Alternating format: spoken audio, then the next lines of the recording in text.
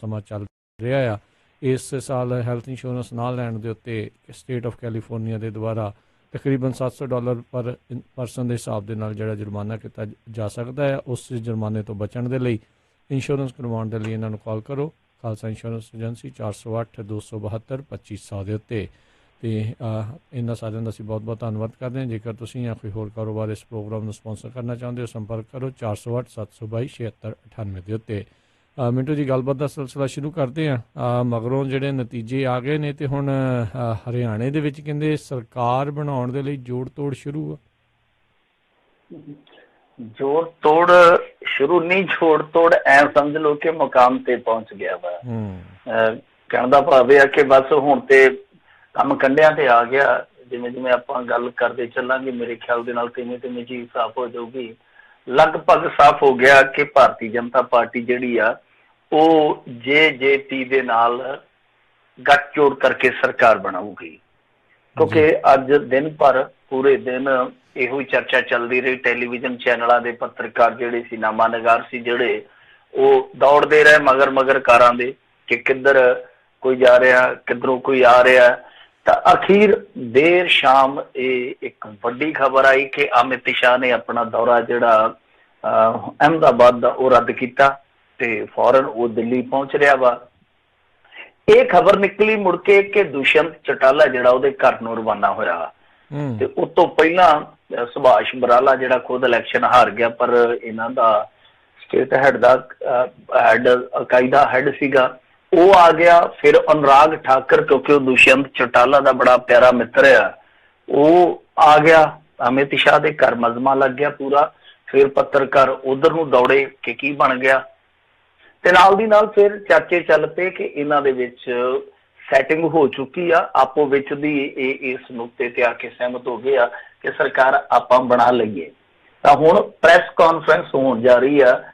ਮੇਰੇ ਸਾਹਮਣੇ television channel ਚੱਲਣ ਡਿਆ, ਉਹਦੇ ਵਿੱਚ ਉਹ ਵਿਖਾਈ ਜਾਂਦੇ ਆ ਕਿ ਪ੍ਰੈਸ ਕਾਨਫਰੰਸ ਦੀਆਂ ਤਿਆਰੀਆਂ। ਤਾਂ ਜਦ ਤੱਕ ਆਪਾਂ ਗੱਲਾਂ ਬਾਤਾਂ ਕਰਾਂਗੇ, ਕਿਉਂਕਿ ਅੱਜ ਸ਼ੁੱਕਰਵਾਰ ਆ, ਤਦ ਤੱਕ ਮੇਰੇ ਖਿਆਲ ਦੇ ਨਾਲ ਨਤੀਜਾ ਨਿਕਲ ਆਉਣਾ। ਪਰ ਅੱਜ ਦਾ ਸਭ ਤੋਂ ਜਿਹੜਾ ਨਾਟਕੀ ਘਟਨਾਕ੍ਰਮ ਸੀਗਾ ਉਹ ਸੀਗਾ ਗੋਪਾਲ ਕਾਂਡਾ, ਯਾਨੀ ਗੋਪਾਲ ਕਾਂਡਾ। ਇਹ ਜਿਹੜਾ ਕਾਂਡ ਸੀ ਨਾ ਗੋਪਾਲ ਕਾਂਡਾ ਵਾਲਾ, ਇਹ ਅੱਜ ਬਹੁਤ ਦਿਲਚਸਪ ਸੀਗਾ, ਨਾਟਕੀ ਸੀਗਾ।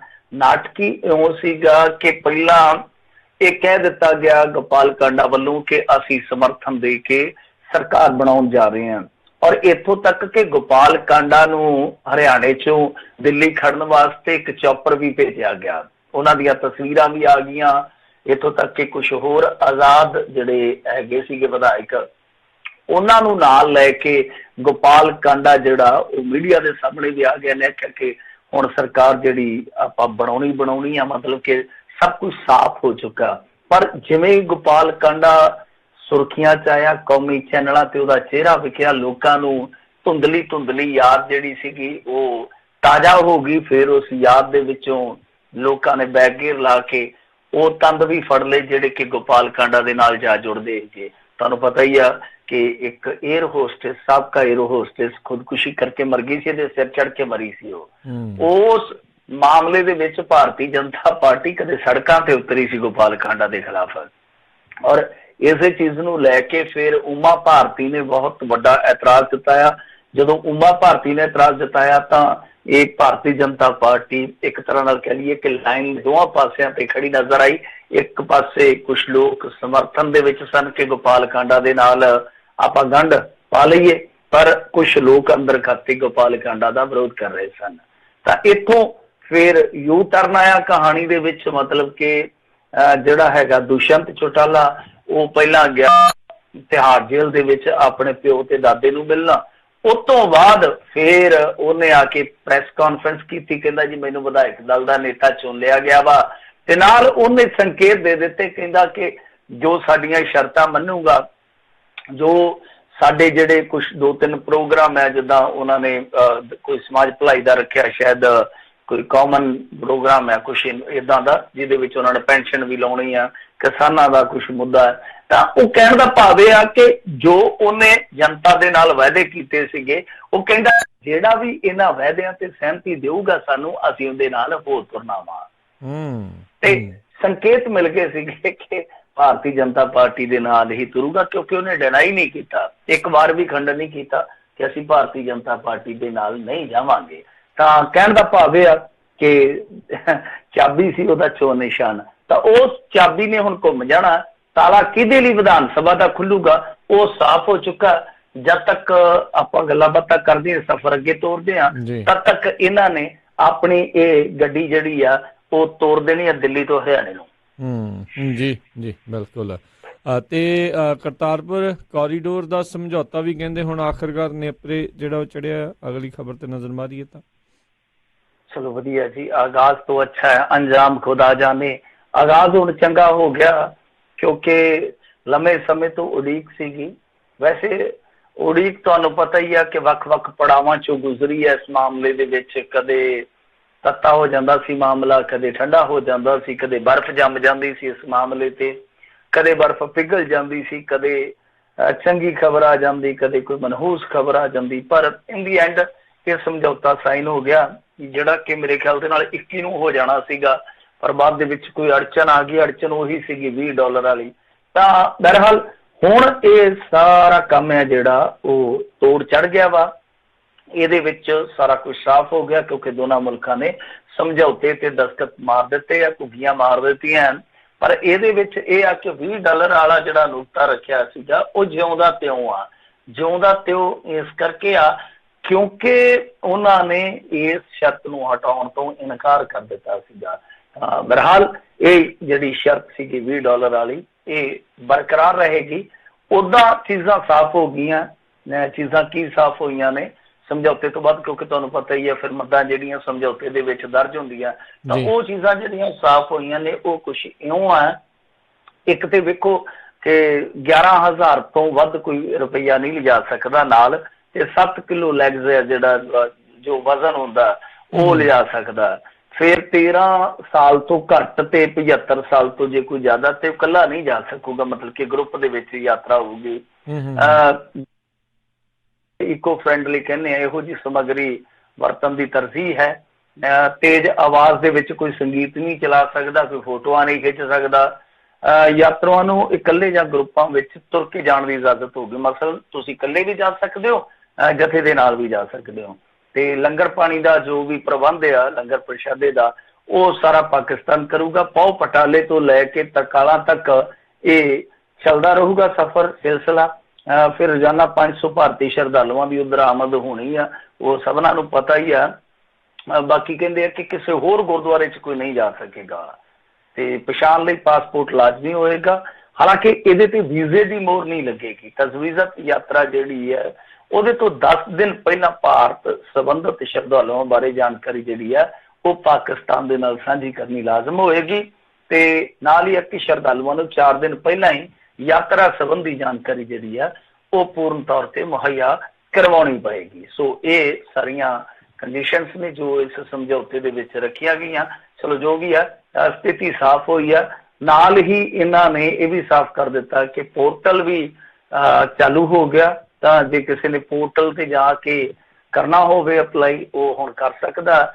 ਮੈਂ ਪ੍ਰੋਗਰਾਮ ਦੇ ਐਂਡ ਦੇ ਵਿੱਚੋਂ ਤੁਹਾਨੂੰ ਦੱਸ ਦੂੰਗਾ, ਸਾਰਾ ਐਡਰੈਸ ਲਿਖਾ ਦੂੰਗਾ ਉਸ ਪੋਰਟਲ ਦਾ। ਪਰ ਉਹਦੇ ਵਿੱਚ ਇਹ ਆ ਕਿ ਉਹ ਅਪਲਾਈ ਉਹੀ ਕਰ ਸਕਦਾ ਜੋ ਇੰਡੀਅਨ ਪਾਸਪੋਰਟ ਹੋਲਡਰ ਆ। ਜੀ ਜੀ ਜੀ, ਇਹ ਜ਼ਰੂਰੀ ਚੀਜ਼ ਆ ਉਸ 'ਚ।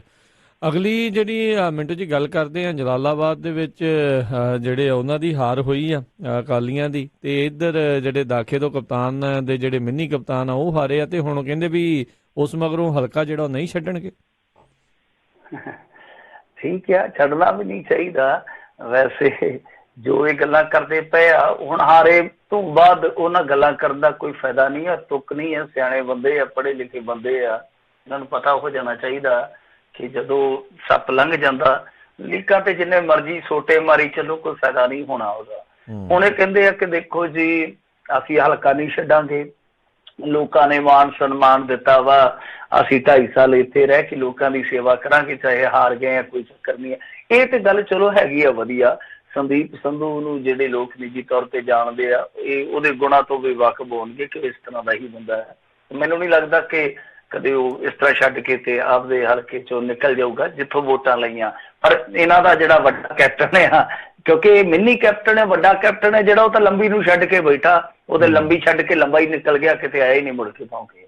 ਤਾਂ ਖੈਰ ਕਹਿਣ ਦਾ ਭਾਵ ਇਹ ਆ ਕਿ ਇਹਨਾਂ ਨੇ ਨਾਲ ਇੱਕ ਗਿਲਾ ਜਿਹਾ ਵੀ ਜ਼ਾਹਰ ਕੀਤਾ, ਹਾਲਾਂਕਿ ਖੁੱਲ ਕੇ ਤੇ ਨਹੀਂ। ਇਹ ਕਹਿੰਦੇ ਆ ਕਿ ਵੇਖੋ ਸਾਡੀ ਹਾਰ ਦਾ ਜਿਹੜਾ ਮੁੱਖ ਕਾਰਨ ਆ ਉਹ ਇਹ ਆ ਕਿ ਦਾਖਾ 'ਚ ਸਰਕਾਰ ਦੀਆਂ ਨੀਤੀਆਂ ਲੋਕਾਂ 'ਚ ਪਹੁੰਚਾਉਣ ਵਿੱਚ ਅਸੀਂ ਅਸਫਲ ਰਹੇ ਹਾਂ, ਚਾਹੇ ਉਹ ਕਾਂਗਰਸੀ ਆਗੂ ਹੋਣ ਤੇ ਚਾਹੇ ਵਰਕਰ ਹੋਣ। ਕਹਿਣ ਦਾ ਭਾਵ ਇਹ ਆ ਕਿ ਅਸੀਂ ਸਹੀ ਢੰਗ ਦੇ ਨਾਲ ਸਰਕਾਰ ਦੀਆਂ ਨੀਤੀਆਂ ਜਿਹੜੀਆਂ ਉਹ ਲੋਕਾਂ ਤੱਕ ਪਹੁੰਚਾਉਣ ਦੇ ਵਿੱਚ ਅਸਫਲ ਰਹੇ ਹਾਂ।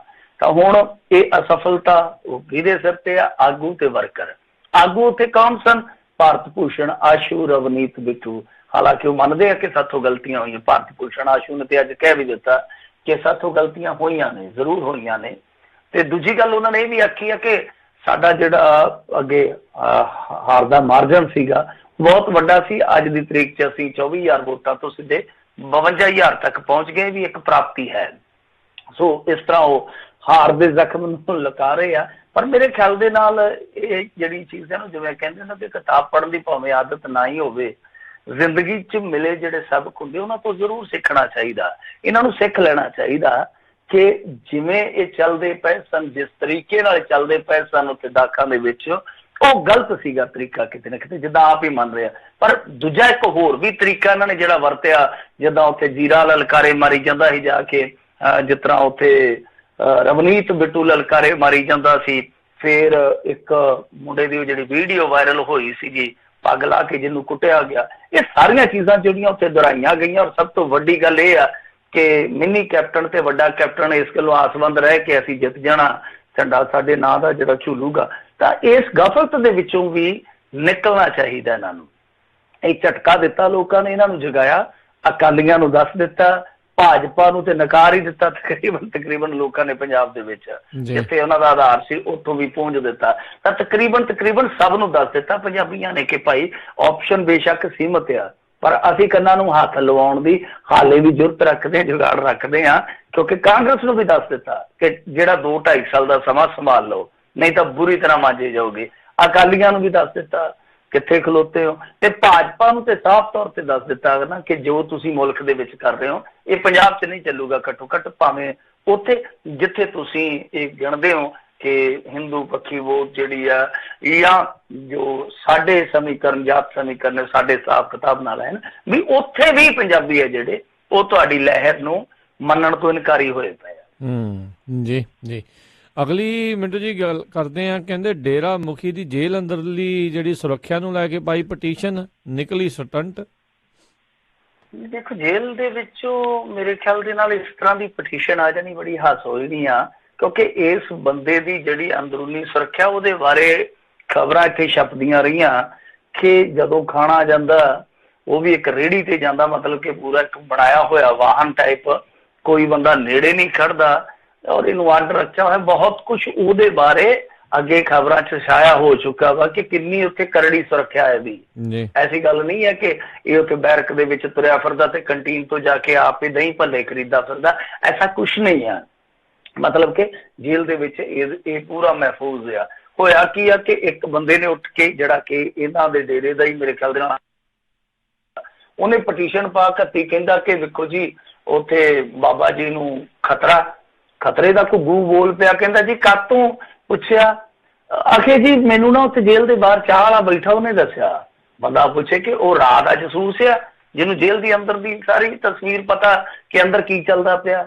ਕਹਿੰਦਾ ਜੀ ਮੈਨੂੰ ਤਾਂ ਕਿ ਚਾਹ ਵਾਲੇ ਨੇ ਦੱਸਿਆ। ਸੋ ਇਹ ਪਟੀਸ਼ਨ ਪਾ ਦਿੱਤੀ ਗਈ ਆ, ਜਿਹਦੇ ਤੇ ਡੇਰਾ ਮੁਖੀ ਨੇ ਜਿਹੜਾ ਉਹ ਇਨਕਾਰ ਕੀਤਾ ਕਿ ਨਹੀਂ ਐਸਾ ਕੋਈ ਵੀ ਮੇਰਾ ਵਿਵਸਥਾ ਤੇ ਕਿੰਤੂ ਪਰੰਤੂ ਨਹੀਂ ਹੈਗਾ, ਜੋ ਕੁਛ ਹੈ ਠੀਕ ਆ। ਤਾਂ ਕਹਿਣ ਦਾ ਭਾਵ ਇਹ ਆ ਕਿ ਉਹ ਪਟੀਸ਼ਨ ਜਿਹੜੀ ਸੀਗੀ ਉਹ ਲਾ ਲਓ ਕਿ ਸਟੰਟ ਹੀ ਆ, ਕਿਉਂਕਿ ਇਹਨਾਂ ਦੀ ਜਿਹੜੀ ਡੇਰੇ ਦੀ ਪ੍ਰਬੰਧਕ ਕਮੇਟੀ ਆ ਉਹਨੇ ਵੀ ਆਖ ਦਿੱਤਾ ਸੀਗਾ ਕਿ ਇਹ ਬੰਦਾ ਜਿਹੜਾ ਸੁਰਖੀਆਂ 'ਚ ਰਹਿਣ ਦਾ ਆਦੀ ਆ ਤੇ ਇਹਨੂੰ ਕਿਤੇ ਨਾ ਕਿਤੇ ਸੁਰਖੀ ਚਾਹੀਦੀ ਆ। ਪਰ ਮੇਰੇ ਖਿਆਲ ਦੇ ਨਾਲ ਇਹੋ ਜਿਹੇ ਬੰਦੇ ਤੇ ਜੁਰਮਾਨਾ ਲਾਉਣਾ ਚਾਹੀਦਾ ਹਾਈ ਕੋਰਟ ਵੱਲੋਂ, ਕਿਉਂਕਿ ਐਵੇਂ ਉੱਠ ਕੇ ਐਵੇਂ ਵਾਹਿਆਤੀ ਪਟੀਸ਼ਨ ਪਾ ਦੇਣੀ ਜੀ, ਸਮਾਂ ਤੇ ਜ਼ਾਇਆ ਹੁੰਦਾ ਨਾ। ਇਹੋ ਜਿਹੇ ਤੇ ਜੁਰਮਾਨਾ ਲਾਉਣਾ ਚਾਹੀਦਾ ਕਿ ਜਿਹੜਾ ਬੰਦਾ ਜੇਲ੍ਹ ਦੇ ਵਿੱਚ ਬੈਠਾ, ਜਿਹੜਾ ਬੰਦਾ ਬਹੁਤ ਜ਼ਿਆਦਾ ਕਰੜੀ ਸੁਰੱਖਿਆ ਦੇ ਵਿੱਚ ਬੈਠਾ। ਜਦੋਂ ਉਹ ਬੰਦਾ ਆਪਣੇ ਪੱਧਰ ਤੇ ਨਹੀਂ ਪਟੀਸ਼ਨ ਪਾਉਂਦਾ ਪਿਆ, ਉਹਦੇ ਚੌਥੇ ਦਿਨ ਕੋਈ ਨਾ ਕੋਈ ਪਾਈ ਰੱਖਦਾ, ਮੈਨੂੰ ਛੁੱਟੀ ਦੇ ਦਿਓ ਜੀ, ਆਹ ਕਰ ਦਿਓ ਜੀ, ਉਹ ਕਰ ਦਿਓ। ਜੇ ਉਹਨੂੰ ਕੁਛ ਲੱਗਦਾ ਔਰ ਜੇਲ੍ਹ ਪ੍ਰਬੰਧਨ ਹੈ ਜਿਹੜਾ ਉਹ ਸਹੀ ਢੰਗ ਨਾਲ ਉਹਦੀ ਗੱਲ ਨਹੀਂ ਸੁਣਦਾ, ਉਹ ਆਪੇ ਪਟੀਸ਼ਨ ਪਾ ਲੂਗਾ। ਉਹਦੇ ਕੋਲ ਕਿਹੜਾ ਕਾਗਜ਼ਾਂ ਦੀ ਕਿੱਲਤ ਆ। ਜੀ ਜੀ ਜੀ।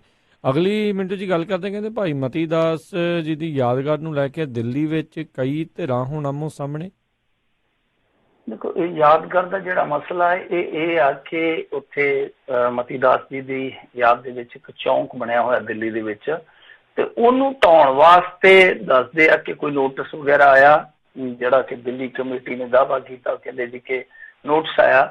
ਹੁਣ ਉਸ ਨੋਟਿਸ ਦੇ ਵਿੱਚ ਜਿਹੜੀ ਆਮ ਆਦਮੀ ਪਾਰਟੀ ਦੀ ਤਰਕ ਦਲੀਲ ਆ ਉਹ ਇਹ ਆ, ਉਹ ਕਹਿੰਦੇ ਆ ਜੀ ਕਿ ਇਹ ਦਿੱਲੀ ਮੰਤਰਾਲੇ ਦੇ ਸਕੱਤਰ ਵੱਲੋਂ ਜਾਰੀ ਕੀਤਾ ਗਿਆ, ਤੇ ਇਹ ਜਿਹੜੇ ਮਨਜਿੰਦਰ ਸਿੰਘ ਸਿਰਸਾ ਹੋ ਰਹੀ ਆ ਇਹ ਐਵੇਂ ਨੰਬਰ ਬਣਾਈ ਜਾਂਦੇ ਆ ਕਿਉਂਕਿ ਸਾਰੀਆਂ ਸਿਆਸੀ ਧਿਰਾਂ ਭਿੜੀਆਂ ਪਈਆਂ ਨੇ ਨਾ। ਇਹ ਕਹਿੰਦੇ ਮਨਜਿੰਦਰ ਸਿੰਘ ਸਿਰਸਾ ਹੋ ਰਹੀ ਕਿ ਅਸੀਂ ਭਾਈ ਬਰਦਾਸ਼ਤ ਨਹੀਂ ਕਰਾਂਗੇ ਜੇ ਕੋਈ ਸਿੱਖ ਇਤਿਹਾਸ ਦੇ ਨਾਲ ਛੇੜਛਾੜ ਕਰੂਗਾ। ਮਨਜੀਤ ਸਿੰਘ ਜੀ ਕੇ ਵੀ ਮੈਦਾਨ ਚ ਆ ਗਏ, ਕਹਿੰਦੇ ਕਿ ਹੈਰੀਟੇਜ ਸਾਈਟ ਹੈ ਮਤੀ ਦਾਸ ਯਾਦਗਾਰ, ਇਸ ਚੌਂਕ ਨੂੰ ਤੋੜ ਨਹੀਂ ਦੇਵਾਂਗੇ। ਤੇ ਜਿਹੜਾ ਜਰਨੈਲ ਸਿੰਘ ਆ, ਇੱਕ ਸਿੱਖ MLA ਆ, ਵੈਸੇ ਦੋ ਜਰਨੈਲ ਸਿੰਘ ਸਨ, ਇੱਕ ਨੂੰ ਤੇ ਇੱਥੇ ਇਹਨਾਂ ਨੇ ਲੰਬੀ ਚ ਭੇਜ ਕੇ ਤੇ ਸਾਫ਼ ਕਰਵਾ ਦਿੱਤਾ ਹੈਗਾ। ਤਾਂ ਉਹ ਕਹਿੰਦਾ ਕਿ ਸਰਸਾ ਜੀ ਤੁਹਾਡੇ ਵਾਂਗ ਰੌਲਾ ਰੱਪਾ ਪਾਉਣ ਦੀ ਸਾਨੂੰ ਆਦਤ ਨਹੀਂ ਹੈ।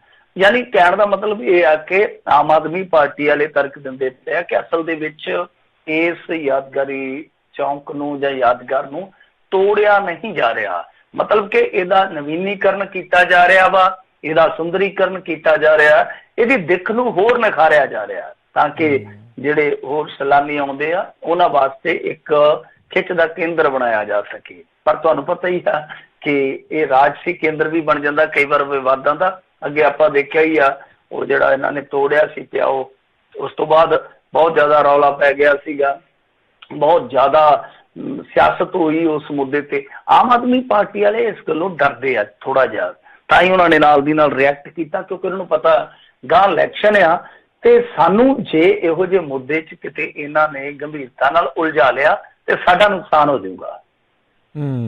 ਜੀ ਜੀ ਜੀ।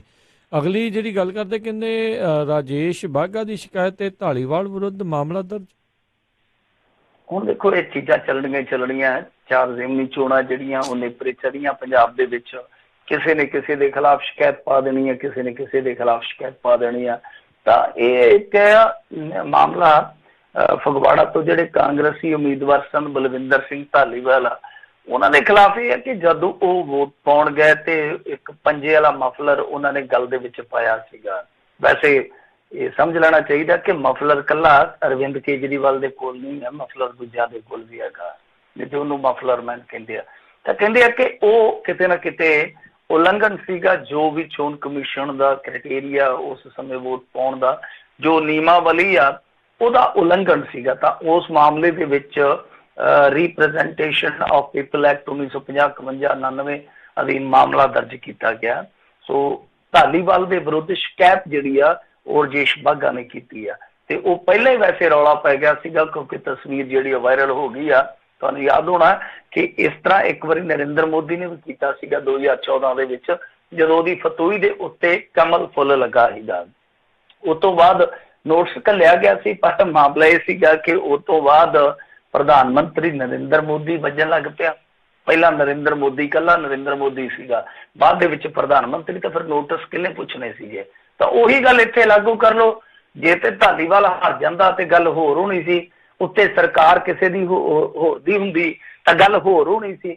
ਹੁਣ ਇਹਨਾਂ ਦੀ ਸਰਕਾਰ ਆਪਣੀਆਂ ਘਰ ਦੀ ਗੱਡੀ ਗੰਢਾ ਸਿੰਘ ਡਰਾਈਵਰ, ਜਿਹੜਾ ਸਟੇਟ ਦਾ ਚੋਣ ਕਮਿਸ਼ਨ ਹੁੰਦਾ ਉਹ ਉਦਾਂ ਹੀ ਕੰਮ ਕਰਦਾ ਜਿੱਦਾਂ ਆਪਾਂ ਦੇਖਿਆ ਕਿ ਨੈਸ਼ਨਲ ਚੋਣ ਕਮਿਸ਼ਨ ਕਰਦਾ, ਤੇ ਜਿੱਦਾਂ ਕਰਦਾ ਹੁਣ ਉਹ ਮੈਨੂੰ ਸਮਝਾਉਣ ਦੀ ਜ਼ਰੂਰਤ ਨਹੀਂ, ਤੁਸੀਂ ਪੰਜਾਬੀ ਹੋ, ਤੁਸੀਂ ਆਪ ਹੀ ਸਮਝਦਾਰ ਹੋ ਕਿ ਕਿਸ ਤਰ੍ਹਾਂ ਕਰਦਾ। ਤਾਂ ਇਹੀ ਮਾਮਲਾ ਹੁੰਦਾ, ਇਹੀ ਮਾਜਰਾ ਹੁੰਦਾ ਕਿ ਸਾਰੀਆਂ ਸ਼ਿਕਾਇਤਾਂ ਹਰਿਆਂ ਦੀਆਂ ਹੁੰਦੀਆਂ, ਜਿੱਤੇ ਜਿਹੜੇ ਹੁੰਦੇ ਆ ਉਹਨਾਂ ਲਈ ਇਹ ਸ਼ਿਕਾਇਤਾਂ ਜਿਹੜੀਆਂ ਬਸ ਉਹ ਓੜ ਪੋੜ ਜਿਹਾ ਬਣ ਕੇ ਰਹਿ ਜਾਂਦੀਆਂ ਦੂਜੇ ਵਾਸਤੇ ਕਿ ਉਹਨੇ ਹਾਂਜੀ ਆ ਕਰ ਦਿੱਤਾ, ਫਾਰਮੈਲਿਟੀ ਹੈ, ਖਾਨਾ ਪੂਰਤੀ ਆ।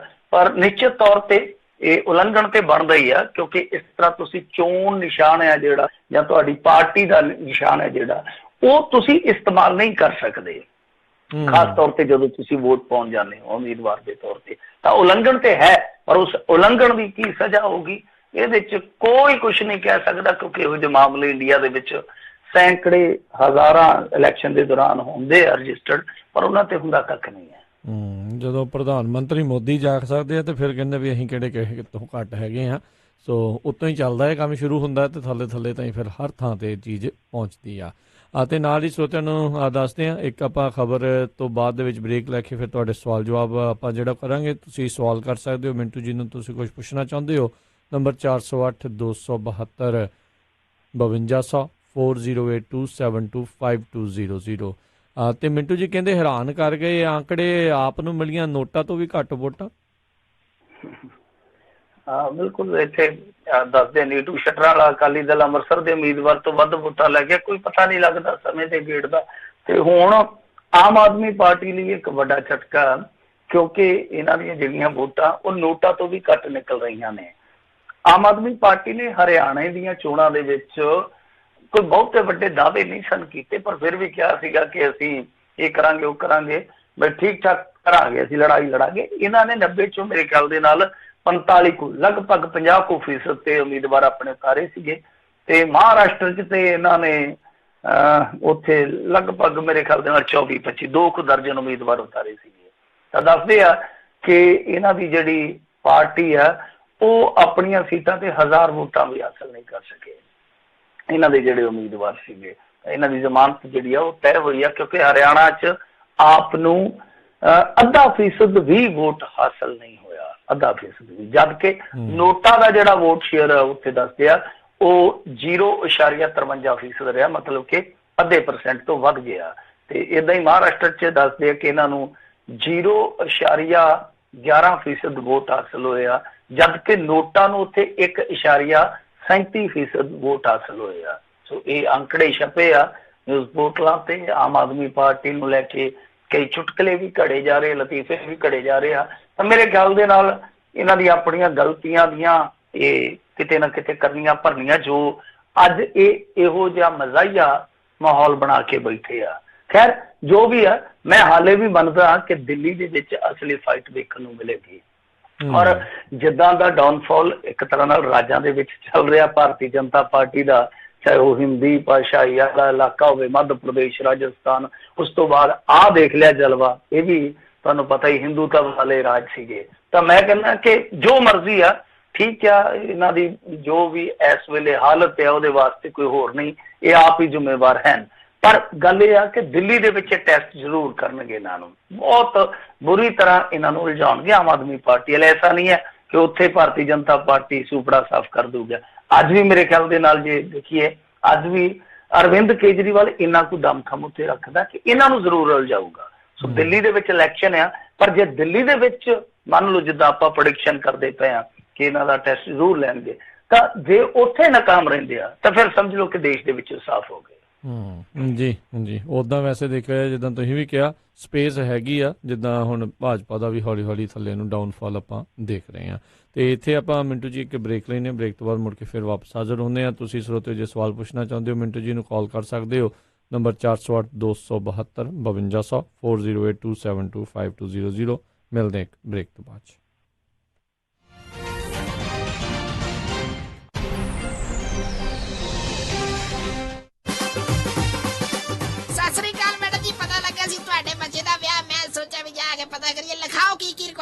ਹਾਂਜੀ ਦੇਖੋ 1300 ਤੋਂ 1400 ਤੱਕ ਦੀ ਸਾਡੀ ਗੈਦਰਿੰਗ ਹੋਏਗੀ। ਐਨੀ ਤੇ ਪਾਰਟੀ ਹਾਲ ਮੈਨੂੰ ਬਿਲਕੁਲ ਨਵਾਂ ਨਕੋਰ ਚਾਹੀਦਾ। ਅੱਛਾ ਜੀ। ਤੇ ਫੂਡ ਦੀ ਕੁਆਲਿਟੀ ਨਾਲ ਪਲੀਜ਼ ਕੋਈ ਕੰਪਰੋ ਨਹੀਂ ਚਾਹੀਦਾ। ਅੱਛਾ ਜੀ। ਤੇ ਡੈਕੋਰੇਸ਼ਨ ਜਿਹੜੀ ਉਹ ਬਿਲਕੁਲ ਲਾਜਵਾਬ ਹੋਵੇ। ਅੱਛਾ ਜੀ। ਐਂਡ ਮੋਰ ਓਵਰ ਇੰਨੀ ਕੁ ਗੈਦਰਿੰਗ ਆ ਤਾਂ ਪਾਰਕਿੰਗ ਸਪੇਸ ਵੀ ਖੁੱਲੀ ਹੋਣੀ ਚਾਹੀਦੀ ਆ। ਚੰਗਾ ਵੇ ਮੈਡਮ ਜੀ, ਮੈਂ ਤੇ ਚੱਲਦਾ। ਹੁਣ ਤੁਸੀਂ ਕਿੱਥੇ ਚੱਲੇ? ਇੰਨਾ ਵੱਡਾ ਕੰਮ ਸਾਡੇ ਕੋਲੋਂ ਨਹੀਂ ਸੰਭਿਆ ਜਾਣਾ। ਮਿਰਾਜ ਫॉर यू ਵਾਲੇ ਰਾਜਾ ਸਿੰਘ ਨੂੰ ਫੋਨ ਕਰ ਲਓ। ਮਿਰਾਜ ਬੈਂਕਟ ਹਾਲ, ਜਿਨ੍ਹਾਂ ਕੋਲ ਨੇ 2 ਬੈਂਕਟ ਹਾਲ 300 ਤੇ 1000 ਦੀ ਕਪੈਸਿਟੀ ਵਾਲੇ। ਮਿਰਾਜ ਬੈਂਕਟ ਹਾਲ ਜਿਨ੍ਹਾਂ ਕੋਲ ਹੈ ਨੰਬਰ 1 ਕੇਟਰਿੰਗ ਇਨ ਟਾਊਨ, ਬੈਸਟ ਸਵੀਟਸ ਤੇ ਤੁਹਾਡੇ ਫੰਕਸ਼ਨ ਲਈ best ambience. For more information, call Raja Singh 916-865-6659 या Parampreet Singh Daddi 661-510-3143. ਨੂਰ ਮਹਿਲ ਜਿਊਲਰਜ਼ ਸੈਕਰਾਮੈਂਟੋ, ਜਿੱਥੇ ਲੱਗ ਚੁੱਕੀ ਆ ਦੀਵਾਲੀ ਦੀ ਭਾਰੀ ਸੇਲ 27 ਅਕਤੂਬਰ ਤੱਕ। ਸੋਨੇ ਚਾਂਦੀ ਅਤੇ ਹੀਰੇ ਦੇ ਗਹਿਣਿਆਂ ਤੇ ਲੈ ਸਕਦੇ ਹੋ ਡਿਸਕਾਊਂਟ। ਫਿਰ ਦੇਰ ਕਿਸ ਗੱਲ ਦੀ, ਅੱਜ ਹੀ ਪਹੁੰਚੋ ਨੂਰ ਮਹਿਲ ਜਿਊਲਰਜ਼ ਸੈਕਰਾਮੈਂਟੋ ਵਾਲਿਆਂ ਦੇ ਤੇ ਦੀਵਾਲੀ ਦੀ ਸੇਲ ਦਾ ਲਾਭ ਪ੍ਰਾਪਤ ਕਰੋ। ਵਧੇਰੇ ਜਾਣਕਾਰੀ ਲਈ ਗੱਲ ਕਰ ਸਕਦੇ ਹੋ 9166928121 916 692 8121। Noor Mahal jewellers 2840 Del Paso road, suite number 200, Sacramento.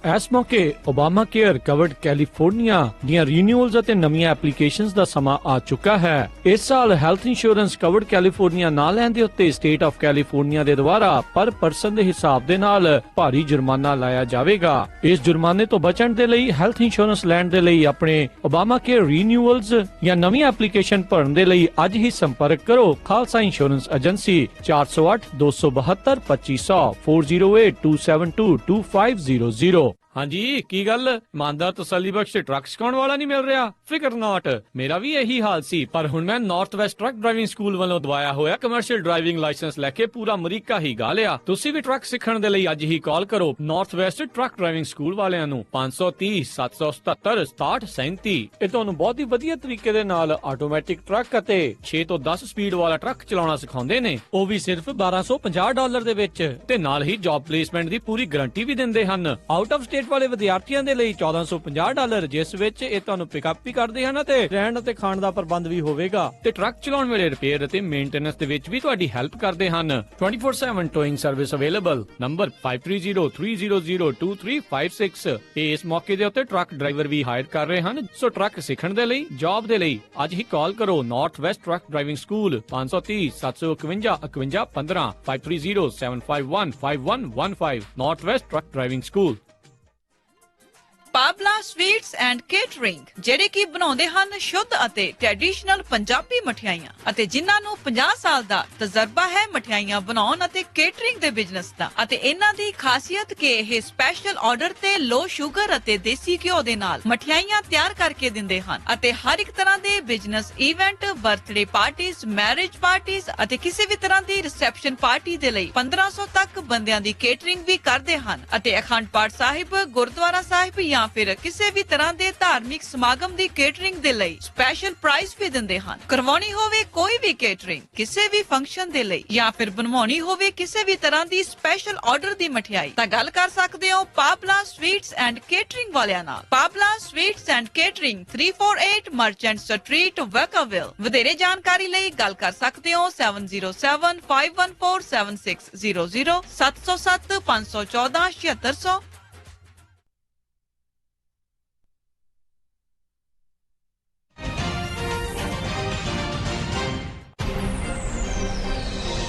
Punjabi radio USA ਸੁਣ ਰਹੇ ਸਾਰੇ ਹਿਮਾਨਯੋਗ ਅਤੇ ਸਤਿਕਾਰਤ ਸਰੋਤਿਆਂ ਨੇ ਇੱਕ ਵਾਰੀ ਫੇਰ ਨਿੱਘੀ ਜੀ ਆਇਆਂ ਨੂੰ ਸਭ ਦਾ ਸਵਾਗਤ ਹੈ ਸਰੋਤਿਓ ਪ੍ਰੋਗਰਾਮ ਦੇ ਵਿੱਚ। ਪ੍ਰੋਗਰਾਮ ਚੱਲ ਰਿਹਾ ਜੀ ਆਪਣਾ ਇਸ ਟਾਈਮ ਖਬਰ ਤੇ ਨਜ਼ਰ। ਮਿੰਟੂ ਜੀ, ਜੀ ਆਇਆਂ ਨੂੰ ਸਵਾਗਤ ਹੈ ਜੀ।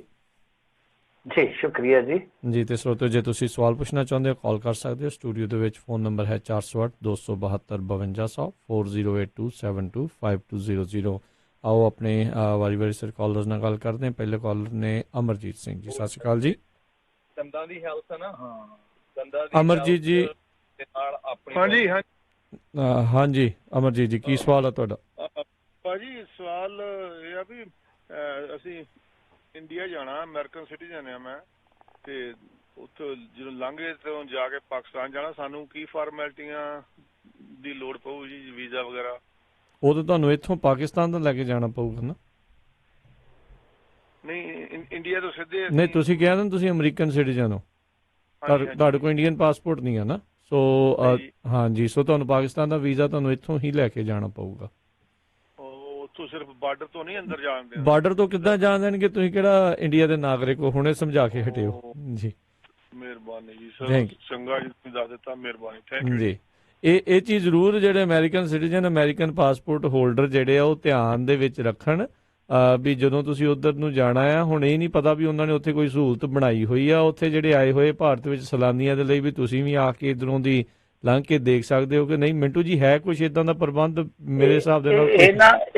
ਇਹ ਤੁਹਾਨੂੰ ਸੁਖਜਿੰਦਰ ਸਿੰਘ ਰੰਧਾਵਾ ਨੂੰ ਨਾ ਸੰਪਰਕ ਕਰ ਲੈਣਾ ਚਾਹੀਦਾ, ਤੇ ਜਾਂ ਰੇਡੀਓ ਤੇ ਲੈ ਲਿਓ ਕਿਤੇ 5-10 ਮਿੰਟ ਟਾਈਮ ਲੈ ਕੇ, ਕਿਉਂਕਿ ਉਹ ਪੰਜਾਬ ਨਹੀਂ, ਉਹ ਸਾਰੇ ਮਸਲੇ ਦੇ ਉਹ ਹੀ ਇੰਚਾਰਜ ਆ। ਉਹਨਾਂ ਨੂੰ ਸਭ ਪਤਾ। ਬਾਕੀ ਮੇਰੇ ਖਿਆਲ ਦੇ ਨਾਲ ਜਿਹੜਾ ਪੋਰਟਲ ਆ, ਉਹ ਪੋਰਟਲ ਵੀ ਖੰਗਾਲ ਲਓ, ਤੁਸੀਂ ਦੇਖ ਲਓਗੇ ਉੱਥੇ ਵੀ ਸ਼ਾਇਦ ਇਹਨਾਂ ਚੀਜ਼ਾਂ ਨੂੰ ਕਲੀਅਰ ਕੀਤਾ ਹੋਵੇ। ਤਾਂ ਉਹ ਪੋਰਟਲ ਹੈਗਾ ਪ੍ਰਕਾਸ਼ ਪੁਰਬ, ਇੰਗਲਿਸ਼ ਦੇ ਵਿੱਚ PRAKASHPURB, ਪ੍ਰਕਾਸ਼ ਪੁਰਬ 550.MHA.gov.in। ਇਹ ਆ, ਤੁਸੀਂ ਇਹਦੇ ਤੇ ਦੇਖ ਲਓ, ਸ਼ਾਇਦ ਇਹ ਚੀਜ਼ਾਂ ਕਲੀਅਰ ਕੀਤੀਆਂ ਹੋਣੀਆਂ। ਜੀ, ਤੁਸੀਂ ਜਿੱਦਾਂ ਦਾ ਬੋਲ ਰਹੇ ਸੀ ਮੈਂ ਨਾਲ ਟਰਾਈ ਕੀਤੀ ਖੋਲਣ ਦੀ, ਖੋਲਿਆ ਨਹੀਂ, ਸੋ ਹੋਪਫੁਲੀ ਸ਼ਾਇਦ ਚੱਲ ਜਾਵੇ। ਜੀ ਹਾਂ, ਇਹਦਾ ਤਾਂ ਇਹੀ ਹੈ। ਜੀ ਅਗਲੇ ਜਿਹੜੇ ਕਾਲਰ ਨੇ ਰਾਜ ਜੀ, ਸਤਿ ਸ਼੍ਰੀ ਅਕਾਲ ਜੀ। ਹਾਂਜੀ, ਰਾਜ ਬੋਲਦਾ ਜੀ। ਹਾਂਜੀ ਰਾਜ ਜੀ, ਸਤਿ ਸ਼੍ਰੀ ਅਕਾਲ। ਹਾਂਜੀ, ਦੋਵਾਂ ਵੀਰਾਂ ਨੂੰ ਸਤਿ ਸ਼੍ਰੀ ਅਕਾਲ ਜੀ। ਸਤਿ ਸ਼੍ਰੀ ਅਕਾਲ। ਹਾਂਜੀ, ਸਵਾਲ ਤਾਂ ਮੇਰਾ ਵੀ ਉਹੀ ਸੀਗਾ, ਪਰ ਮੈਂ ਇੱਕ ਥਾਂ ਸੁਣਿਆ ਸੀਗਾ ਨਿਊਜ਼ ਦੇ ਵਿੱਚ ਵੀ ਜਿਹੜੇ ਫੋਰਨ ਪਾਸਪੋਰਟ ਵਾਲੇ ਵੀ ਉਹਨਾਂ ਨੂੰ OCI ਕਾਰਡ ਚਾਹੀਦਾ ਹੈ ਉੱਥੋਂ ਲਾਂਘਾ ਪਾਰ ਕਰਨ ਵਾਲੇ। ਤੇ ਸਵਾਲ ਤਾਂ ਮੇਰਾ ਵੀ ਉਹੀ ਸੀ ਕਿ ਤੁਸੀਂ ਦੱਸ ਹੀ ਦਿੱਤਾ। ਤੇ ਮੇਰਾ ਦੂਜਾ ਸਵਾਲ ਇਹ ਹੈ ਜੀ, ਹੁਣੇ ਤੁਸੀਂ ਖਬਰ ਕੀਤੀ ਆ ਜਿਹੜੇ ਆਹ ਸ਼ਿਕਾਇਤਾਂ ਕਰਦੇ ਇਲੈਕਸ਼ਨ ਤੋਂ ਬਾਅਦ, ਕਦੇ ਕਿਸੇ ਨੂੰ ਕੋਈ ਸਜ਼ਾ ਵੀ ਹੋਈ ਤਾਂ ਕਦੇ ਸੁਣੀ ਨਹੀਂ, ਵੀ ਕਦੇ ਕਿਤੇ ਤੇ ਅੱਗੇ ਕਾਰਵਾਈ ਹੁੰਦੀ ਕਿ ਸ਼ਿਕਾਇਤਾਂ ਹੀ ਰਹਿ ਜਾਂਦੀਆਂ ਜੀ? ਨਹੀਂ ਹੁੰਦੀ ਜੀ, ਇਹ ਨਹੀਂ ਹੁੰਦੀ।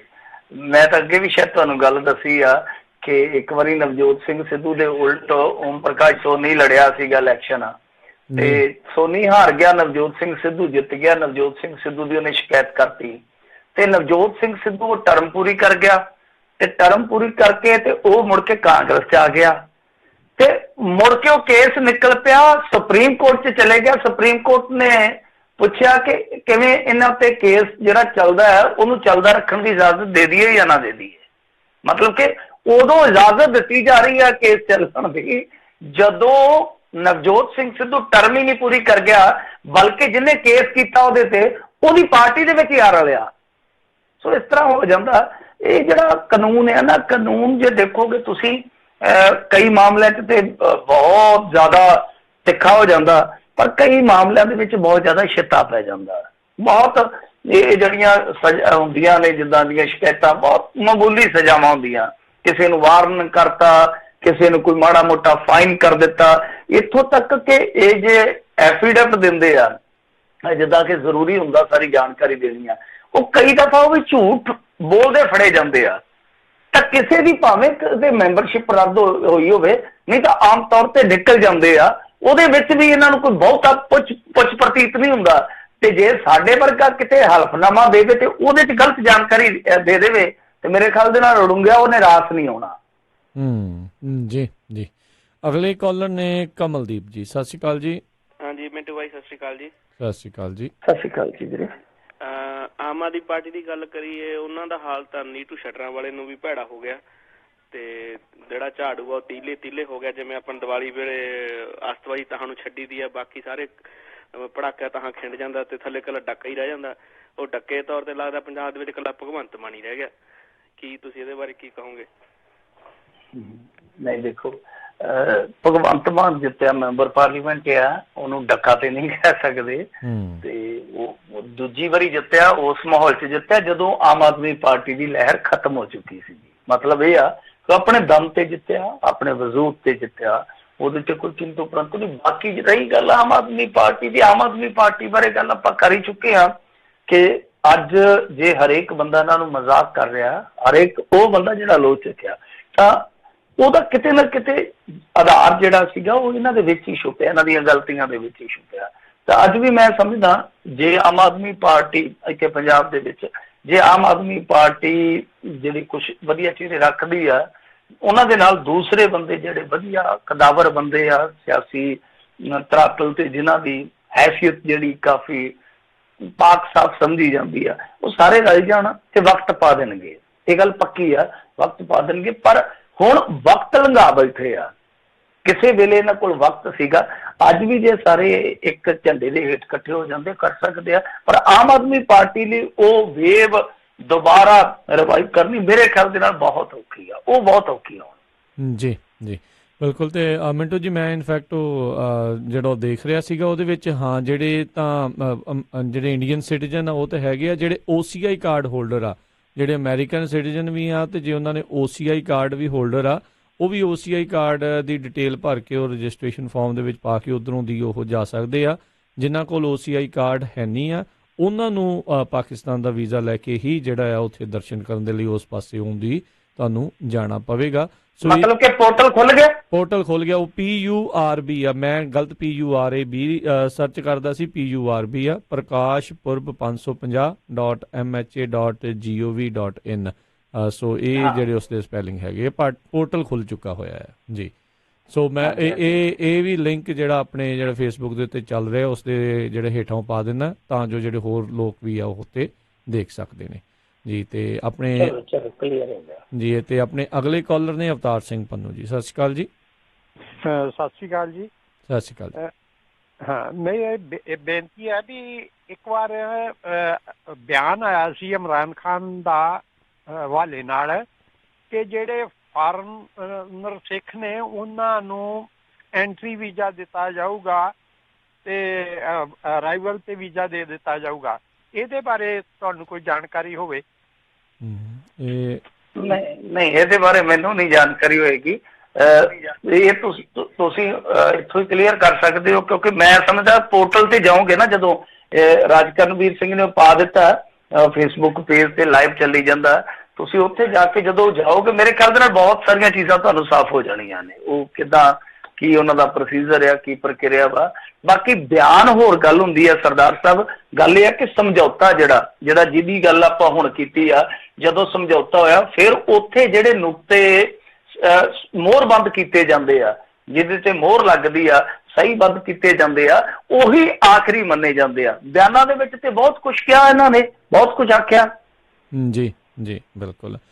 ਤੇ ਉਹ ਇਹਦੇ ਲਈ ਨਾ ਆਈ ਥਿੰਕ ਪਾਕਿਸਤਾਨ ਦੀ ਕਿਸੇ ਜਿਹੜੀ ਗਵਰਨਮੈਂਟ ਦੀ ਵੈਬਸਾਈਟ ਆ ਉਹ ਤੋਂ ਕਲੈਰਿਟੀ ਜਿਹੜੀ ਉਹ ਮਿਲ ਸਕਦੀ ਹੈ। ਇਹ ਉਹਨਾਂ ਦੇ ਪਾਸੇ ਵਾਲੀ ਜਿਹੜੀ ਉਹ ਗੱਲ ਸੀ, ਜਿਹੜੀ ਇਹ ਇੰਡੀਆ ਵਾਲੀ, ਉਹ ਇੰਡੀਆ ਵਾਲੇ ਜਿਹੜੇ ਸਿਟੀਜ਼ਨ ਆ, ਨਾਗਰਿਕ, ਉਹਨਾਂ ਦੇ ਨਾਲ ਸੰਬੰਧਿਤ ਜਿਹੜੀ ਉਹ ਹੋਵੇਗੀ। ਸੋ ਇਹ ਚੀਜ਼ ਜਿਹੜੀ ਧਿਆਨ ਜਿਹੜੀ ਸਾਰਿਆਂ ਨੂੰ ਦੇਖਣਾ ਪਊਗਾ ਵੀ ਇਨਫੋਰਮੇਸ਼ਨ ਕਿੱਧਰੋਂ ਮਿਲਣੀ ਆ ਜੀ। ਮਿੰਟੂ ਜੀ, ਮੇਰੀ ਬੇਨਤੀ ਇਹ ਆ ਕਿ ਉਹਦਾ ਸਮਝੌਤਾ ਹਿੰਦੁਸਤਾਨ ਗੌਰਮੈਂਟ ਨਾਲ ਨਹੀਂ ਹੋਣਾ। ਜਿਹੜੇ ਫਾਰਨਰ ਸਿੱਖਿਆ ਉਹਨਾਂ ਦਾ ਹਿੰਦੁਸਤਾਨ ਨਾਲ ਸਮਝੌਤੇ ਨਾਲ ਤਾਂ ਕੋਈ ਸੰਬੰਧ ਨਹੀਂਗਾ ਜੀ ਜੀ। ਨਹੀਂ, ਮੈਂ ਉਹੀ ਕਹਿ ਰਿਹਾ ਨਾ, ਉਹੀ ਮੈਂ ਕਹਿ ਰਿਹਾ ਕਿ ਉਹ ਤਾਂ ਹੁਣ ਦੇਖੋ, ਉਹ ਤਾਂ ਪਾਕਿਸਤਾਨ ਵਾਲੇ ਪਾਸਿਓਂ ਹੀ ਕਲੀਅਰਿਟੀ ਮਿਲੇਗੀ ਤੁਹਾਨੂੰ, ਉਹ ਤਾਂ ਉਧਰੋਂ ਹੀ ਤੁਹਾਨੂੰ ਸਾਫ਼ ਹੋ ਸਕਦਾ ਹੈ ਨਾ ਕਿ ਇਧਰੋਂ ਜਿਹੜਾ ਸਮਝੌਤਾ ਹੋਇਆ ਇੰਡੀਆ ਵਾਲੇ ਪਾਸਿਓਂ ਜਿਹਨੇ ਜਾਣਾ ਹੈ ਤਾਂ ਉਹ ਇੱਥੋਂ ਹੀ ਸਾਫ਼ ਹੋਏਗਾ ਸਮਝੌਤੇ ਚੋਂ ਕਿ ਕਿਹਨੂੰ ਇਹਨਾਂ ਨੇ ਭੇਜਣਾ, ਉਹ ਕਿਹੜੀ ਪ੍ਰਕਿਰਿਆ ਦੇ ਤਹਿਤ ਭੇਜਣਾ। ਹੁਣ ਪਾਕਿਸਤਾਨ ਵੱਲੋਂ ਕੀ ਕਿਹਾ ਗਿਆ ਫੋਰਨਰ ਵਾਸਤੇ, ਉਹਦੇ ਬਾਰੇ ਮੈਨੂੰ ਨਹੀਂ ਪਤਾ, ਮੈਂ ਉਸ ਬਿਆਨ ਨੂੰ ਹੀ ਨਹੀਂ ਪੜ੍ਹਿਆ ਸੁਣਿਆ, ਸੋ ਇਸ ਕਰਕੇ ਮੈਂ ਮਾਫੀ ਚਾਹੁੰਦਾ। ਉਸ ਚੀਜ਼ ਦਾ ਤੁਹਾਨੂੰ ਉੱਥੋਂ ਹੀ ਪਤਾ ਲੱਗਣਾ ਹੈ। ਥੈਂਕ ਯੂ ਜੀ, ਧੰਨਵਾਦ ਜੀ, ਮਿਹਰਬਾਨੀ ਜੀ। ਅਗਲੇ ਕਾਲਰ ਨੇ ਸੁਰਜੀਤ ਜੀ। ਸਤਿ ਸ਼੍ਰੀ ਅਕਾਲ ਜੀ। ਹਾਂਜੀ, ਸਤਿ ਸ਼੍ਰੀ ਅਕਾਲ ਜੀ ਸਾਰਿਆਂ ਨੂੰ। ਸਤਿ ਸ਼੍ਰੀ ਅਕਾਲ ਜੀ। ਹਾਂਜੀ, ਮੈਂ ਤੁਸੀਂ ਵੈਸੇ ਇਨਫੋਰਮੇਸ਼ਨ ਸਾਂਝੀ ਕਰ ਦਿੱਤੀ ਹੈ, ਮੈਂ ਉਸ ਬਾਰੇ ਤੁਹਾਨੂੰ ਅਪਡੇਟ ਕਰਨਾ ਸੀ ਕਿ ਵੀ ਜਿਹਨਾਂ ਕੋਲ OCI ਹੈਗੀ ਆ ਨਾ, ਅਦਰ ਦੈਨ ਕੋਈ ਵੀ ਪਾਸਪੋਰਟ ਕਿਸੇ ਕੰਟਰੀ ਦਾ, ਚਾਹੇ ਅਮਰੀਕਾ ਦਾ ਚਾਹੇ ਕੈਨੇਡਾ ਦਾ ਹੈਗਾ, ਉਹ OCI ਦੇ ਬੇਸ ਦੇ ਉੱਤੇ ਵੀ ਇੰਡੀਆ ਵਾਲੇ ਪਾਸਿਓਂ ਜਾ ਸਕਦੇ ਹੈਗੇ ਆ। ਤੇ ਬਾਕੀ ਜੇ ਹੋਰ ਕਿਸੇ ਗੁਰਦੁਆਰੇ ਦੇਖਣੇ ਆ ਤਾਂ ਉੱਥੋਂ ਉਹਨਾਂ ਨੇ ਹੋਰ ਕਿਸੇ ਪਾਸੇ ਨਹੀਂ ਜਾਣ ਦੇਣਾ, ਸਿਰਫ ਸਵੇਰੇ ਜਾਣਾ ਤੇ ਸ਼ਾਮ ਨੂੰ ਵਾਪਸ ਆਉਣਾ ਪੈਣਾ ਜੀ, ਇਹ ਉਹਨਾਂ ਦੀਆਂ ਸ਼ਰਤਾਂ ਹੈਗੀਆਂ। ਬਾਕੀ ਜਿਨ੍ਹਾਂ ਨੇ ਅਮਰੀਕਾ ਤੋਂ ਜਾਣਾ ਪਾਕਿਸਤਾਨ ਦਾ ਵੀਜ਼ਾ ਲੈ ਕੇ ਜਾਣ, ਜੇ ਹੋਰ ਗੁਰਦੁਆਰੇ ਜਾਣਾ ਉਹ ਫਿਰ ਪਾਕਿਸਤਾਨ ਤੋਂ ਉਹਨਾਂ ਨੂੰ ਵਧੀਆ ਰਹੂਗਾ ਬਜਾਏ। ਬਿਲਕੁਲ ਬਿਲਕੁਲ, ਇਹ ਗੱਲ ਬਿਲਕੁਲ ਤੁਹਾਡੀ ਸਹੀ ਹੈ। ਜੇ ਬਾਕੀ ਗੁਰਦੁਆਰਿਆਂ ਦੇ ਵੀ ਦਰਸ਼ਨ ਜੇ ਉੱਥੇ ਕਰਨੇ ਆ ਤੇ ਫਿਰ ਉਧਰੋਂ ਜਾਣ ਦੇ ਵਿੱਚ ਹੀ ਜਿਹੜੀ ਉਹ ਭਲਾਈ ਰਹੇਗੀ। ਹਾਂਜੀ, ਇੰਡੀਆ ਤੋਂ ਜਾਣਾ ਤਾਂ ਸਿਰਫ ਉਹ ਸਵੇਰੇ ਜਾਣਾ ਤੇ ਸ਼ਾਮੀ ਜਾ ਕੇ ਉਹਨਾਂ ਦੀ ਰਿਸਟ੍ਰਿਕਸ਼ਨ ਆ ਪੈਸੇ ਦੀ ਵੀ, ਜਿੱਦਾਂ ਮਿੰਟੂ ਜੀ ਉਹਨਾਂ ਨੇ ਸਾਰੀ ਇਨਫੋਰਮੇਸ਼ਨ ਦਿੱਤੀ ਆ, ਉਹ ਵੈਰੀ ਟਰੂ ਆ। ਮੈਂ BBC ਦੀ ਇੱਕ ਡਾਕੂਮੈਂਟਰੀ ਦੇਖੀ ਸੀ, ਉਹਦੇ ਵਿੱਚ ਉਹਨਾਂ ਨੇ ਸਾਰਾ ਦਿੱਤਾ ਹੈਗਾ ਤੇ ਮੈਂ ਉੱਥੇ ਇਸ ਵਾਸਤੇ ਤੁਹਾਨੂੰ ਸਾਂਝੀ ਕਰਨਾ ਸੀ। ਬਾਕੀ ਸਾਰਿਆਂ ਨੂੰ ਮੇਰੇ ਵੱਲੋਂ ਸਤਿ ਸ਼੍ਰੀ ਅਕਾਲ ਤੇ ਗੁਰਪੁਰਬ ਦੀਆਂ ਬਹੁਤ ਬਹੁਤ ਧੰਨਵਾਦ ਜੀ ਤੁਹਾਨੂੰ ਵੀ ਜੀ। ਜੀ ਬਿਲਕੁਲ ਬਿਲਕੁਲ, ਇਹ ਜਿਹੜਾ ਪੋਰਟਲ ਦੀ ਮੈਂ ਪਾਇਆ ਹੈ ਵੈਬਸਾਈਟ, ਇਹ ਉਸ ਦੇ ਵਿੱਚ ਉਹਨਾਂ ਨੇ ਸਾਰੇ ਜਨਰਲ ਇੰਸਟਰਕਸ਼ਨ ਕੀ ਹੈਗੇ ਆ ਉਹ ਲਿਖੇ ਆ। ਬਾਕੀ ਵਾਰੀ ਸਿਰ ਮੈਂ ਉਹ ਵੀ ਜਿਹੜੇ ਤੁਹਾਡੇ ਨਾਲ ਉੱਥੇ ਆਪਣੇ ਫੇਸਬੁੱਕ ਦੇ ਉੱਤੇ ਜਿਹੜਾ ਲਾਈਵ ਚੱਲ ਰਿਹਾ ਉਹਦੇ ਹੇਠਾਂ ਜਿਹੜੇ ਉਹ ਪਾ ਦਿੰਦੇ ਆ, ਤਾਂ ਜੋ ਤੁਹਾਨੂੰ ਹੋਰ ਜਿਹੜੀ ਇਨਫੋਰਮੇਸ਼ਨ ਆ ਉੱਥੇ ਮਿਲ ਸਕੇ। ਅਗਲੇ ਕਾਲਰ ਨੇ ਆਪਣੇ ਨਾਲ ਬੂਟਾ ਸਿੰਘ ਜੀ। ਸਤਿ ਸ਼੍ਰੀ ਅਕਾਲ ਜੀ। ਹਾਂਜੀ, ਰਾਜਕਰਨਵੀਰ ਜੀ ਤੇ ਮਿੰਟੂ ਗੁਰਸਰੀਆ ਜੀ ਤੇ ਪੰਜਾਬੀ ਰੇਡੀਓ ਦੇ ਸਾਰੇ ਸੁਣਨ ਵਾਲੇ ਸਰੋਤਿਆਂ ਨੂੰ ਵਾਹਿਗੁਰੂ ਜੀ ਕਾ ਖਾਲਸਾ, ਵਾਹਿਗੁਰੂ ਜੀ ਕੀ ਫਤਿਹ ਜੀ। ਅੱਛਾ ਜੀ, ਮੇਰਾ ਤਾਂ ਸਵਾਲ ਇਹੀ ਆ ਜੀ ਵੀ ਜਿਹੜਾ ਅੱਗੇ ਆਪਾਂ ਕਹਿੰਦੇ ਸੀ ਇਹਨਾਂ ਨੇ ਸਿੱਖਾਂ ਨੂੰ ਰਿਹਾ ਕੀਤਾ, ਜਗਤਾਰ ਸਿੰਘ ਜਿਨ੍ਹਾਂ ਚ ਜਥੇਦਾਰ ਹਲਵਾਰਾ ਵੀ ਸ਼ਾਮਲ ਸੀਗੇ, ਉਦੋਂ ਤਾਂ ਬਿੱਟੂ ਵਰਗਿਆਂ ਨੇ ਤੇ ਹੋਰ ਕਈਆਂ ਨੇ ਇਤਰਾਜ਼ ਜਤਾਏ ਸੀ, ਤੇ ਜਿਹੜੇ ਹੁਣ 5 ਪੁਲਿਸ ਵਾਲਿਆਂ ਨੂੰ ਛੱਡਣਾ ਸੀ ਉਹਨਾਂ ਦੇ ਵੀ ਕਿਸੇ ਲੀਡਰ ਨੇ ਜਾਂ ਕਿਸੇ ਆਮ ਪਬਲਿਕ ਨੇ ਕੋਈ ਇਤਰਾਜ਼ ਜਤਾਇਆ ਵੀ ਇਹਨਾਂ ਨੇ ਤਾਂ ਮਨੁੱਖਤਾ ਦਾ ਘਾਣ ਕੀਤਾ, ਨਜਾਇਜ਼ ਫੜ ਮਾਰੇ ਆ? ਇਹਦੇ ਬਾਰੇ ਮਾੜਾ ਜਿਹਾ ਦੱਸੋ ਜੀ। ਨਹੀਂ ਜੀ, ਬਹੁਤ ਸਾਰੇ ਲੋਕਾਂ ਨੇ ਇਤਰਾਜ਼ ਕੀਤਾ। ਸਿਆਸਤਦਾਨਾਂ ਨੇ ਤਾਂ ਆਪਣੇ ਹਿਸਾਬ ਕਿਤਾਬ ਨਾਲ ਕੀਤਾ ਹੀ ਆ, ਕਾਫੀ ਸਿਆਸਤਦਾਨ ਵੀ ਹੈਗੇ ਜਿਨ੍ਹਾਂ ਨੇ ਕੀਤਾ। ਪਰ ਮੈਂ ਇੱਕ ਦਿਨ ਇੱਕ ਟੈਲੀਵਿਜ਼ਨ ਡਿਬੇਟ ਦੇ ਵਿੱਚ ਇੱਕ ਹਿੰਦੂ ਵਿਦਵਾਨ ਨੂੰ ਦੇਖਿਆ ਵਿਰੋਧ ਕਰਦਿਆਂ। ਇੱਕ ਹਿੰਦੂ ਵਿਦਵਾਨ ਨੇ ਤੇ ਬਹੁਤ ਕਰੜਾ ਵਿਰੋਧ ਕੀਤਾ। ਉਹਨੇ ਆਖਿਆ ਕਿ ਇਹ ਮਸਲਾ ਕਿਸੇ ਖਾਸ ਧਰਮ ਨਾਲ ਜੁੜਿਆ ਜਾਂ ਸਿਆਸਤ ਨਾਲ ਜੁੜਿਆ ਨਹੀਂ ਹੈ, ਇਹ ਕੋਰਟ ਕਚਹਿਰੀਆਂ ਦੇ ਭਰੋਸੇ ਨਾਲ ਵੀ ਜੁੜਿਆ ਹੈ ਕਿ ਤੁਸੀਂ ਕੋਰਟ ਕਚਹਿਰੀਆਂ ਦੇ ਫੈਸਲੇ ਨੂੰ ਰੱਦ ਕਰ ਰਹੇ ਹੋ ਤਾਂ ਕਿਤੇ ਨਾ ਕਿਤੇ ਇਹ ਤੁਹਾਡੇ ਤੇ ਭਾਰੀ ਪਊਗਾ। ਤਾਂ ਮੈਂ ਉਸ ਗੱਲ ਨਾਲ ਬਹੁਤ ਹੱਦ ਤੱਕ ਇਹ ਗੱਲ ਕਹੀ ਸੀਗੀ ਤੋਂ ਜਦੋਂ ਇਹ ਮਾਮਲਾ ਸ਼ੁਰੂ ਹੋਇਆ ਕਿ ਇਹ ਕੋਰਟ ਕਚਹਿਰੀਆਂ ਦੇ ਭਰੋਸੇ ਨੂੰ ਵੀ ਖੋਲ੍ਹਾਉਣ ਵਾਲੀ ਗੱਲ ਆ। ਤਾਂ ਇਹ ਨਹੀਂ ਵੇਖਣਾ ਚਾਹੀਦਾ ਕਿ ਕਿਨ ਵਿਰੋਧ ਕੀਤਾ ਕਿ ਨਹੀਂ ਕੀਤਾ। ਮਸਲਾ ਇਹੋ ਆ ਕਿ ਇਹ ਚੀਜ਼ ਗਲਤ ਹੈ।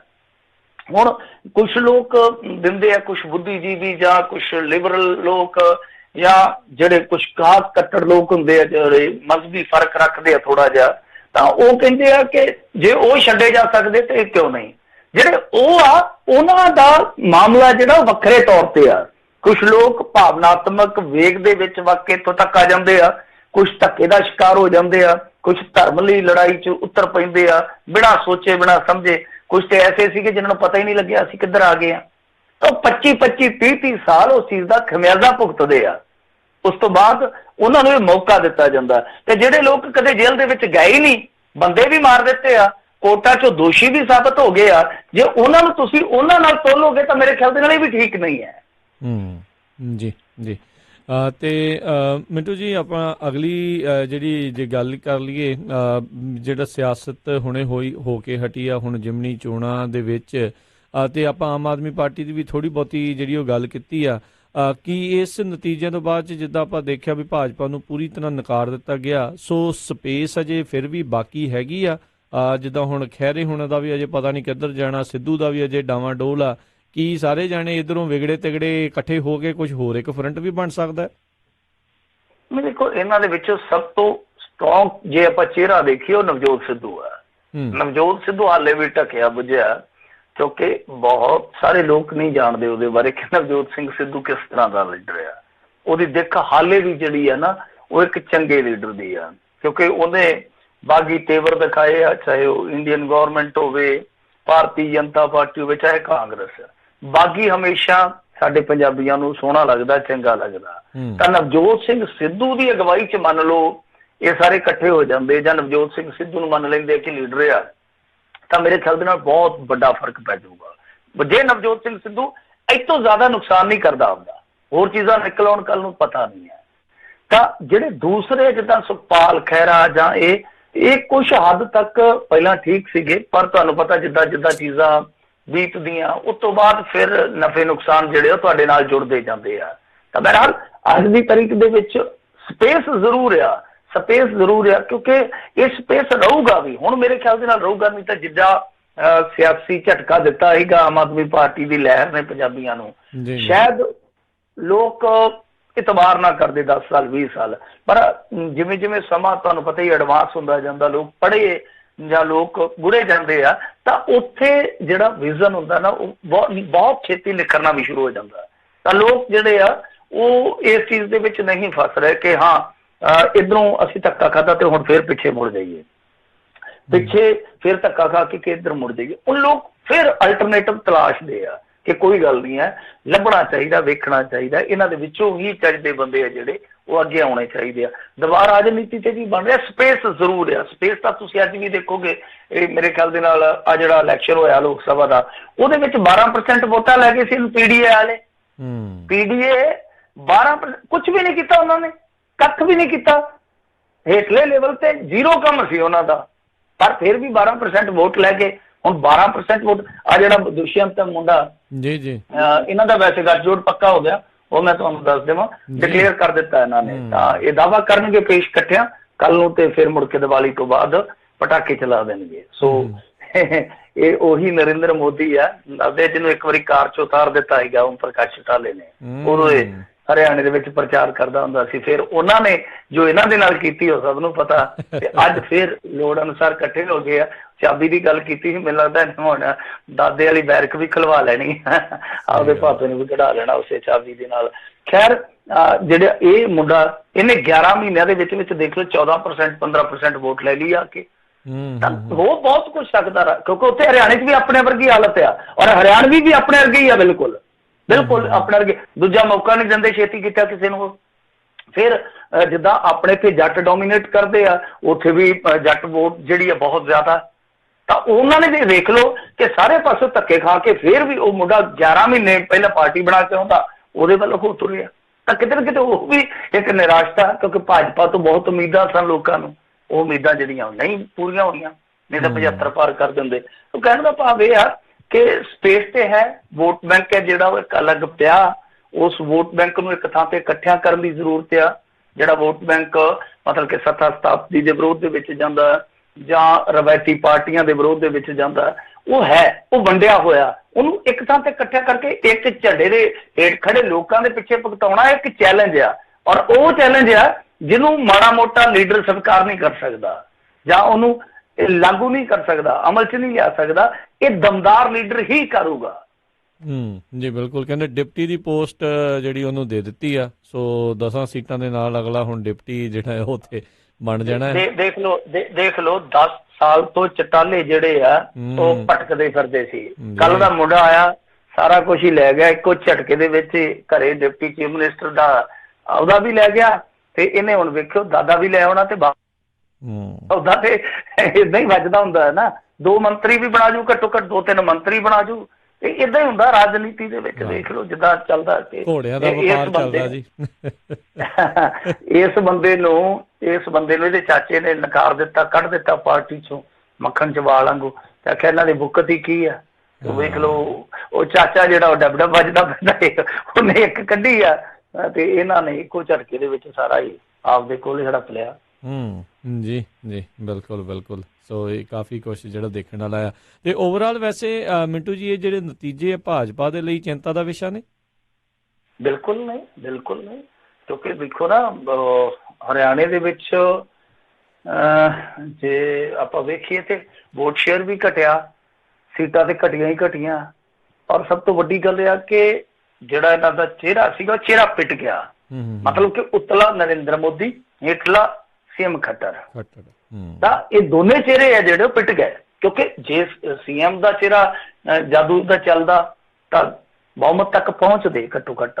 ਜੇ ਮੋਦੀ ਦਾ ਚਿਹਰਾ ਹੁੰਦਾ ਜਾਂ ਅਮਿਤ ਸ਼ਾਹ ਦਾ ਚਿਹਰਾ ਜਿਹੜਾ ਉਹ ਲੋਕਾਂ ਨੇ ਲਿਆ ਹੁੰਦਾ ਤੇ 70-75 ਤੇ ਨਹੀਂ, ਚਲੋ 50-60 ਤੱਕ ਜਾਂਦੇ। ਫਿਰ ਵੀ ਤਾਂ ਨਾ ਉਹਨਾਂ ਨੂੰ ਰੱਖਿਆ ਤੇ ਨਾ ਉਹਨਾਂ ਨੂੰ ਰੱਖਿਆ। ਕਹਿਣ ਦਾ ਭਾਵ ਹੈ ਕਿ ਹੁਣ ਭਾਜਪਾ ਲਈ ਚਿੰਤਾਜਨਕ ਗੱਲ ਕੀ ਹੋਏਗੀ ਕਿ ਜਿੱਦਾਂ ਮੈਂ ਹੁਣ ਕਿਹਾ, ਗਾਂ ਅਗਲਾ ਇਲੈਕਸ਼ਨ ਦਿੱਲੀ ਦੇ ਵਿੱਚ ਆ, ਤੇ ਦਿੱਲੀ ਦੇ ਵਿੱਚ ਵੀ ਇਹ ਨਹੀਂ ਹੈ ਕਿ ਇਹਨਾਂ ਲਈ ਰਸਤਾ ਸਾਫ਼ ਹੈ। ਮੈਂ ਅੱਜ ਵੀ ਮੰਨ ਕੇ ਚੱਲਦਾ, ਕੋਈ ਮੁਤਫਿਕ ਹੋਵੇ ਜਾਂ ਨਾ ਹੋਵੇ। ਹਰਿਆਣੇ ਬਾਰੇ ਆਪਾਂ ਕਿਹਾ ਸੀਗਾ, ਪ੍ਰੈਡਿਕਟ ਕੀਤਾ ਸੀਗਾ, ਮੈਂ ਕਿਹਾ ਸੀਗਾ ਕਿ ਖੱਟਰ ਸਰਕਾਰ ਉੱਥੇ ਰਿਪੀਟ ਹੋ ਸਕਦੀ ਹੈ, ਰਿਪੀਟ ਹੋ ਸਕਦੀ, ਮਜ਼ਬੂਤ ਹੈ, ਦੂਜਿਆਂ ਦੇ ਮੁਕਾਬਲੇ ਮਜ਼ਬੂਤ ਹੈ, ਹਾਲੇ ਵੀ ਮਜ਼ਬੂਤ ਹੈ। ਤਾਂ ਮੈਨੂੰ ਹਾਲੇ ਵੀ ਲੱਗਦਾ ਕਿ ਅਰਵਿੰਦ ਕੇਜਰੀਵਾਲ ਹਾਲੇ ਵੀ ਮਜ਼ਬੂਤ ਹੈ ਉੱਥੇ, ਹਾਲੇ ਵੀ ਮਜ਼ਬੂਤ ਹੈ। ਮਤਲਬ ਇਹ ਨਹੀਂ ਹੈ ਕਿ ਇਹ ਝਟਕੇ ਇੱਕੋ ਝਟਕੇ ਦੇ ਵਿੱਚ ਹੀ ਉਹਨੂੰ ਉੱਥੋਂ ਲੱਦ ਦੇਣਗੇ ਪਰੇ। ਤਾਂ ਉੱਥੇ ਟੱਕਰ ਦੇਣ ਦੇ ਹਾਲੇ ਵੀ ਉਹ ਕਾਬਲ ਹੈ, ਸਮਰੱਥਾ ਹੈ। ਤਾਂ ਕਹਿਣ ਦਾ ਭਾਵ ਇਹ ਹੈ ਕਿ ਉਹ ਅਗਲਾ ਜਿਹੜਾ ਇਮਤਿਹਾਨ ਹੈ ਉਹ ਵੀ ਸੌਖਾ ਨਹੀਂ। ਕਈ ਵਾਰੀ ਹੁੰਦਾ ਕਿ ਆਪਾਂ ਸਾਇੰਸ ਦਾ ਪੇਪਰ ਪਾ ਦਿੰਦੇ ਹਾਂ ਤੇ ਕਹਿ ਦਿੰਦੇ ਕਿ ਗਾਂ ਪੰਜਾਬੀ ਹੈ, ਚਲੋ ਹੁਣ 2 ਦਿਨ ਆਰਾਮ ਕਰਦੇ ਹਾਂ। ਫਿਰ ਅੰਗਰੇਜ਼ੀ ਦਾ ਆ ਜਾਂਦਾ, ਫਿਰ ਕਹਿੰਦੇ ਨੇ ਕੋਈ ਗੱਲ ਨਹੀਂ, ਹੁਣ ਤੇ ਪੰਜਾਬੀ ਏ ਦਾ ਪੰਜਾਬੀ ਬੀ ਦਾ ਕੋਈ ਗੱਲ ਨਹੀਂ ਹੈ, ਫਿਰ ਕੋਈ ਚੱਕਰ ਨਹੀਂ ਹੈ। ਇੱਕ ਸੌਖਾ ਇੱਕ ਔਖਾ। ਪਰ ਇੱਥੇ ਇਹ ਆ ਕਿ ਹਰਿਆਣੇ ਦੇ ਵਿੱਚ ਤੇ ਚਲੋ ਜੇ ਮੈਨੂੰ ਲੱਗਦਾ ਕਿ 24 ਵੀ ਆਈਆਂ ਹੁੰਦੀਆਂ ਨਾ ਸੀਟਾਂ, ਇਹਨਾਂ ਨੇ ਤਾਂ ਵੀ ਬਣਾ ਜਾਣੀ ਸੀ ਸਰਕਾਰ। ਪਰ ਦਿੱਲੀ ਦੇ ਵਿੱਚ ਮਾਜਰਾ ਜਿਹੜਾ ਉਹ ਹਾਲੇ ਉੱਥੇ ਟਫ ਹੈ। ਜੀ ਜੀ ਜੀ ਬਿਲਕੁਲ ਬਿਲਕੁਲ। ਇਹ ਹੁਣ ਦੇਖਦੇ ਹਾਂ ਆਉਣ ਵਾਲੇ ਸਮੇਂ ਦੇ ਵਿੱਚ ਕੀ ਬਣਦਾ ਆ। ਬਹੁਤ ਸਾਰੇ ਜਿਹੜੇ ਲੀਡਰ ਆਉਂਦੇ ਆ ਉਹ ਸੋਚਦੇ ਵੀ ਉਹ ਅਜਿੱਤ ਨੇ, ਵੀ ਉਹਨਾਂ ਨੂੰ ਕੋਈ ਨਹੀਂ ਜਿੱਤ ਸਕਦਾ, ਵੀ ਉਹਨਾਂ ਤੋਂ ਬਗੈਰ ਕੁਛ ਨਹੀਂ ਹੁੰਦਾ। ਪਰ ਬੜੇ ਆਏ ਬੜੇ ਗਏ। ਦੁਨੀਆ ਜਿਹੜੇ ਆ ਉਹ ਅਕਸਰ ਜਿਨ੍ਹਾਂ ਨੂੰ ਅਰਸ਼ਾਂ ਤੇ ਚੜ੍ਹਦੀ ਉਹਨਾਂ ਨੂੰ ਫਰਸ਼ਾਂ ਤੇ ਵੀ ਫਿਰ ਲੈ ਹੀ ਆਉਂਦੀ ਆ। ਤੇ ਬਹੁਤ ਬਹੁਤ ਮਿੰਟੂ ਜੀ ਤੁਹਾਡਾ ਧੰਨਵਾਦ, ਤੁਸੀਂ ਸਾਡੇ ਨਾਲ ਜੁੜੇ, ਇਹਨਾਂ ਖਬਰਾਂ ਬਾਰੇ ਜਾਣਕਾਰੀ ਦਿੱਤੀਆਂ, ਬੜੀ ਮਿਹਰਬਾਨੀ, ਧੰਨਵਾਦ, ਸਤਿ ਸ਼੍ਰੀ ਅਕਾਲ ਜੀ। ਸਤਿ ਸ਼੍ਰੀ ਅਕਾਲ ਜੀ। ਜੀ। ਤੇ ਸਰੋਤਿਓ, ਇੱਥੇ ਸਾਡਾ ਅੱਜ ਦਾ ਇਹ ਪ੍ਰੋਗਰਾਮ ਹੁਣ ਸਮਾਪਤ ਹੈ। ਮਿਲਦੇ ਹਾਂ ਅਗਲੀ ਵਾਰ। ਉਦੋਂ ਤੱਕ ਲਈ ਮੇਰੇ ਵੱਲੋਂ ਵੀ ਤੁਹਾਨੂੰ ਸਭ ਨੂੰ ਪਿਆਰ ਸਤਿਕਾਰ ਸਹਿਤ ਸਤਿ ਸ੍ਰੀ ਅਕਾਲ ਜੀ। ਉਹਦੇ ਵਾਸਤੇ ਰਹੋ, ਹੱਸਦੇ ਖੇਲਦੇ ਰਹੋ, ਸੁਣਦੇ ਰਹੋ ਪੰਜਾਬੀ ਰੇਡੀਓ USA।